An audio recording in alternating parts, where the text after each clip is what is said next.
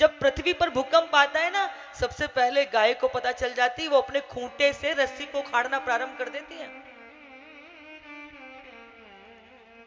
तो यहां भरत जी को अनेक प्रकार के अपशगुन हो रहे हैं, और सब कुछ सुंदर तरीके से हो जाए, सब कुछ सारा ये विघ्न हट जाए, तो वो महादेव के अभिषेक करते हैं कि हे महादेव, सब पर अपनी अनुकूलता की कृपा दृष्टि रखिएगा।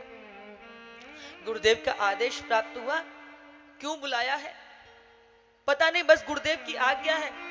और बंधुओं, सैनिकों को पीछे छोड़ करके हवा के कंधों पे सवार ऐसे अश्वों के पीठ पर बैठ करके भरत जी लक्ष्मण के साथ अवध पहुंचे हैं। आज इनकी अवध सोनी दिखाई दे रही है। सोचा कि इस समय तो सब कौशल्या जो है केकई अंबा के महल में होते थे, मैं वही चलता हूं। सबसे पहले कहां गए हैं, कहां गए, केकई अंबा के महल में, कि सब एक साथ वहीं पर मिल जाएंगे, सबके एक साथ दर्शन कर लूंगा। लेकिन आज जब वो केकई अंबा के महल में गए ना बंधुओं, तो आज भरत को प्रवेश करने में एक अजीब सी बेचैनी, घबराहट हो रही है। सबसे पहले सम्मुख मंत्रा दिखाई दे गई है। भीतर गए केकई अंबा ने जैसे ही पता चला कि पुत्र आए हैं, तो आप सोचिए कि प्रसन्नता व्यक्त कर रही है पुत्र के आने पर। तात बात में सकल सवारी, भई मंत्रा सहाय विचारी। तात पुत्र, मैंने सारी बिगड़ती हुई बात को संभाल लिया, और उसमें मेरी ये दासी है ना मंत्रा, ये सहायक हुई। भरत जी को आश्चर्य हुआ कि ऐसी कौन सी बात बिगड़ रही थी जिसमें मंत्रा सहायक बन गई। बोले, तुम्हारे जाने के बाद इस अवध के अंदर षड्यंत्रों के कुचक्र चलने लगे। महाराज दशरथ कौशल्या जी के साथ मेरे और तुम्हारे लिए षड्यंत्र रचते हैं।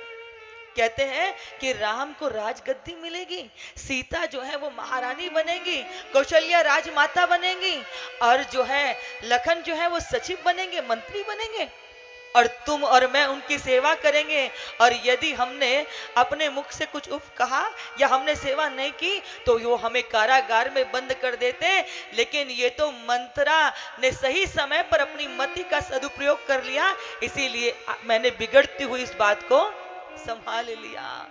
जैसे ही सुना, भरत ने कान पर हाथ रख लिए, हृदय चित्कार करने लगा, भरत तुम्हें पता है मैंने 2 वरदान मांग लिए, जो महाराज की एक बार मैंने प्राणों की रक्षा की थी, कि एक तो मेरे पुत्र को राजगद्दी प्राप्त हो जाए और राम को 14 वर्ष का वनवास प्राप्त हो जाए, और महाराज उसी वियोग में उनका शरीर छूट गया, पर तू चिंता मत कर, सारी बात मैंने संभाल ली। भरत ये भूल गए कि पिता का शरीर छूट गया, ये भी भूल गए कि राम जी को वन जाना पड़ा।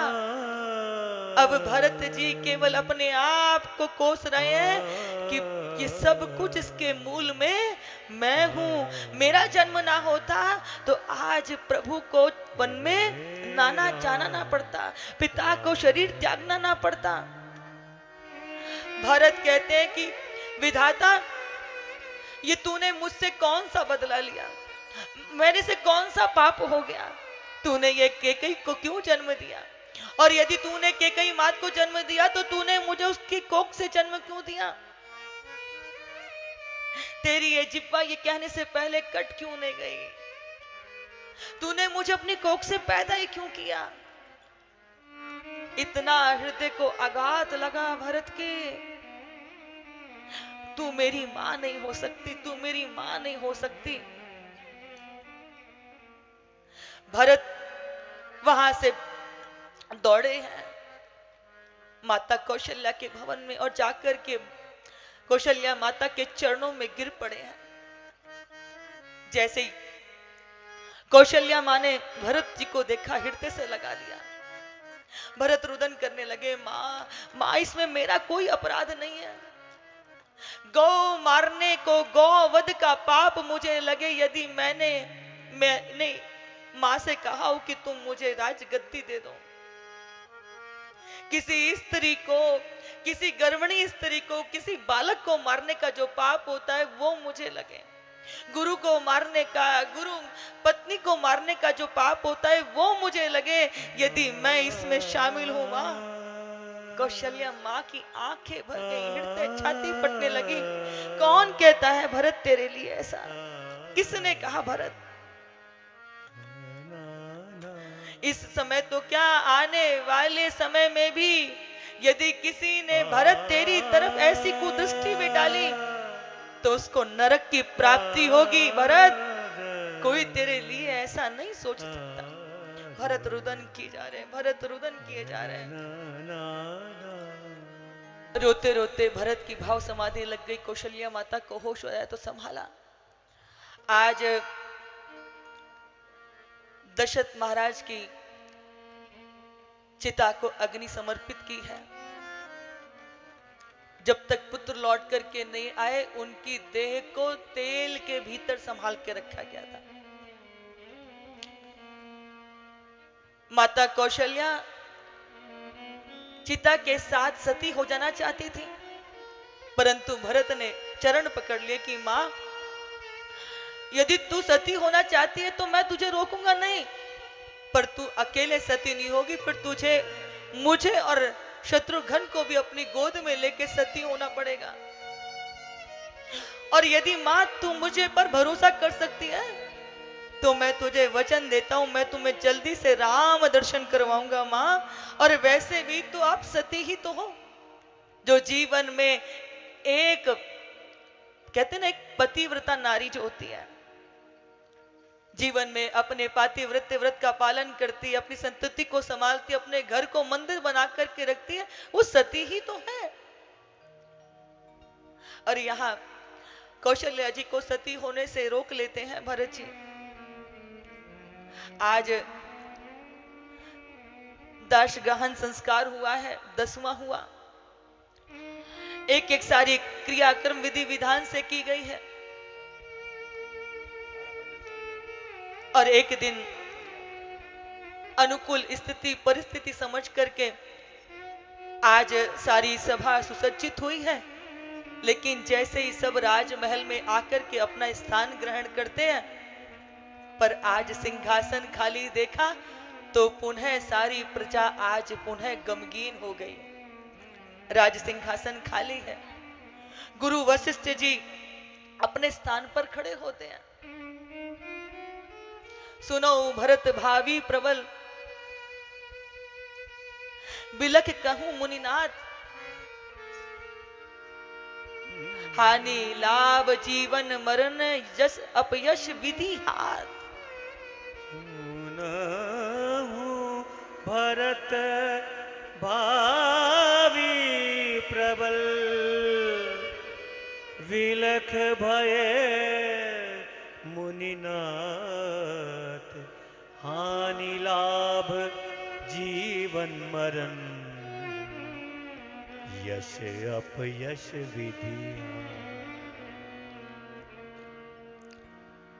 भरत, हम सब विधि के विधान से संचालित हैं। वो जैसा नचाता है हम वैसे नाचते हैं। यश अपयश हानि लाभ जीवन मरण ये सब विधि के हाथ हैं। महाराज की इच्छा थी, रघुकुल रीत सदा चली आई, प्राण जाए पर वचन न जाए। महाराज ने अपने प्राणों का मोह नहीं किया, वचनों को निभाने के लिए।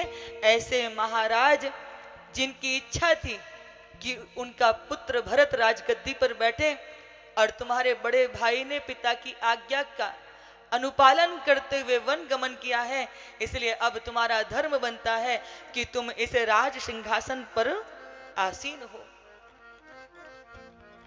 जैसे गुरुजी ने यह वाणी कही, तैसे ही कौशल्या माँ भी बोल पड़ी कि बिल्कुल गुरुदेव ठीक कहते हैं कि जिस प्रकार से तुम्हारे बड़े भाई ने पिता के वचन की अनुपालन करने के लिए वन गमन किया।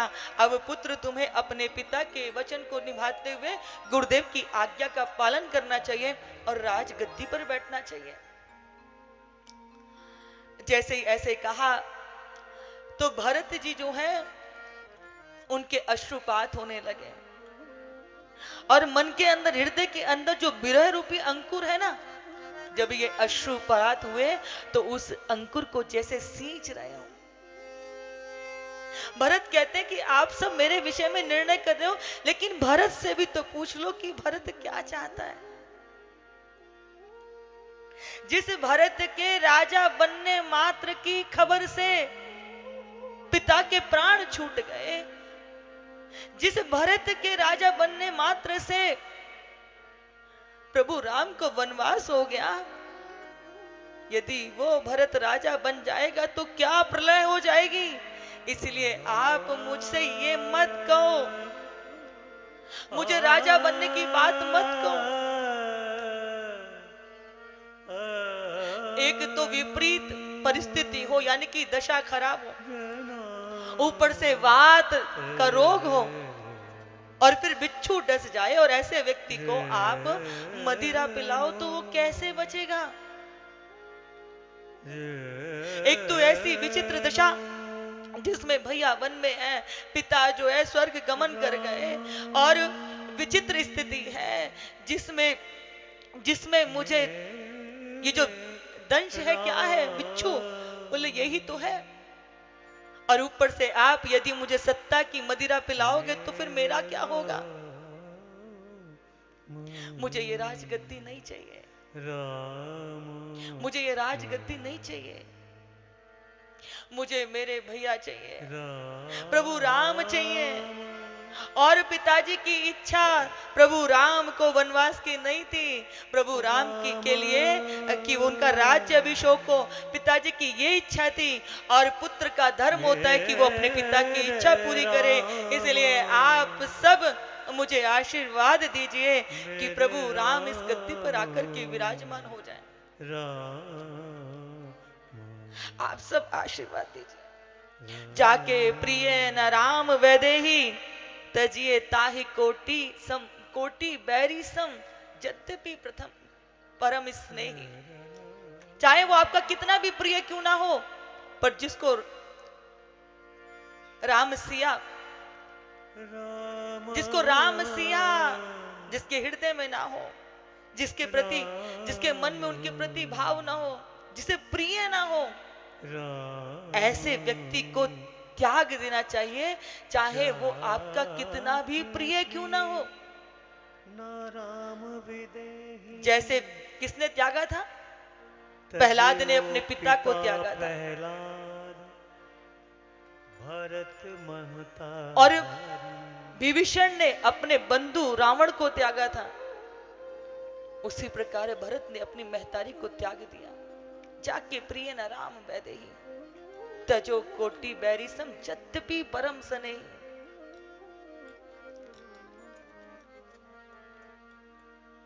हमसे गलती क्या हुई?